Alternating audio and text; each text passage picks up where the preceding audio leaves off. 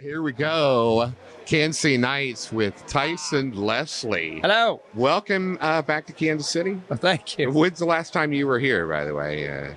'Cause you live in Nashville now, right? Yeah, I moved July 5th Uh-huh. back to Nashville. I haven't been back since then. Okay, well, it's good to have you back. Thanks. Really appreciate you keeping this here like you do. It's a lot of work, isn't it?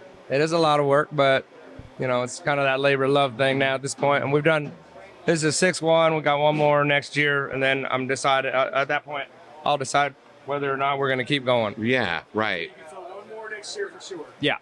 Well, that'll be a big one then. I mean, I understand. Hey, we're getting older, and you got family, and and you do a lot as well.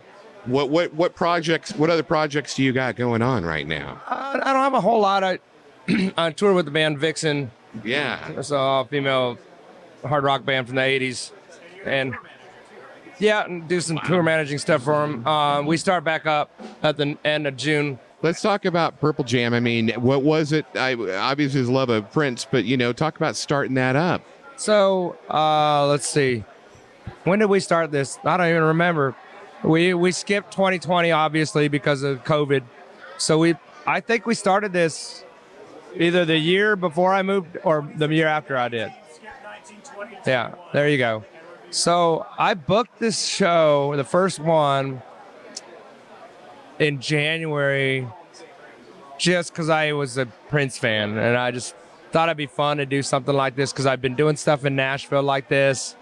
A show called Rare Hair that I do. It's all like 80s hard rock and hair metal stuff. And I said, well, let's do something like that in Kansas City.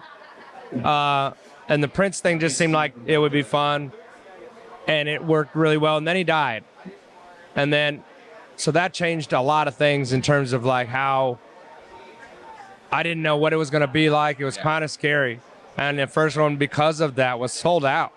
And I think it was just because, it was a couple months after everybody was still mourning. This was in the works before he died. Yes.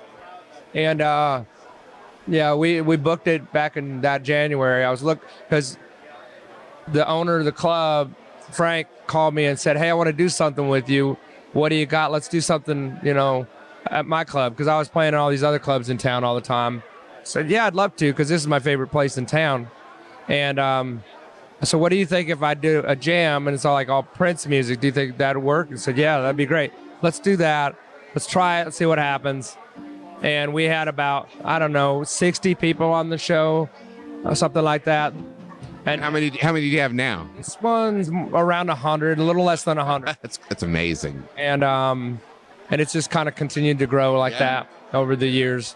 And we always have new people. There's a bunch of new faces, people I literally met like 10 minutes ago, and so we'll see.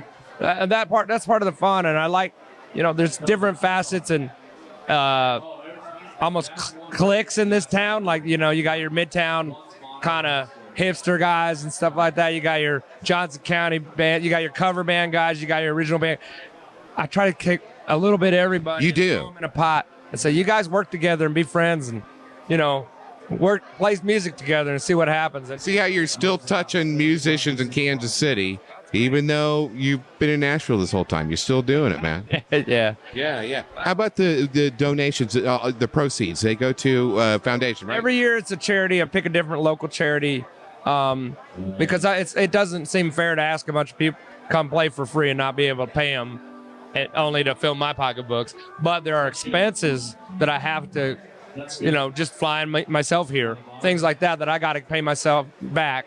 And then everything else, we divvy up to the charities and stuff like that. This year, my little buddy Collier, he's not so little anymore. When I met him, he was 10 years old. The first time he played here, he was about 10 years old. He just played with the Foo Fighters at Sprint Center back then. Wow. And now, he's, I don't know how old he's now, but he's a senior in high school, and he's really, really involved in the band program out there in the I think it's Blue Valley district in that area. Yeah. And he, and they needed instruments and they need things to do the things that they're doing.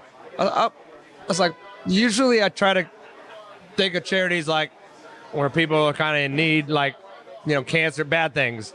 But I was like, it'd be cool to do something like that for kids that are trying to advance in music. Yeah, music, yeah. So Yeah, let's do that. So that's what we're doing, and he'll talk about it tonight at the show. And Okay, that's cool. So I went to Shawnee Mission Northwest, by the way, and that's who you're donating to, right? And so I was like, I'm unbelievable. Now, where did you go to high school? South. I went to Shawnee Mission South, Okay, you went to South. Okay, all right. and I wasn't really involved in any of that. So I was involved in jazz band, and that's about it. Yeah, I was in jazz band, and I'm friends with Adam Lavella. We went to high school together. Yeah, I love him. Yeah. Well, hey, have a great time tonight. Enjoy the hell out of it. Let's do it another year, and let's get with you another time and really talk to you. Okay. All right, sounds great. Thank All you. right, we appreciate what you do, man. Thank you. Right on. Thanks, guys.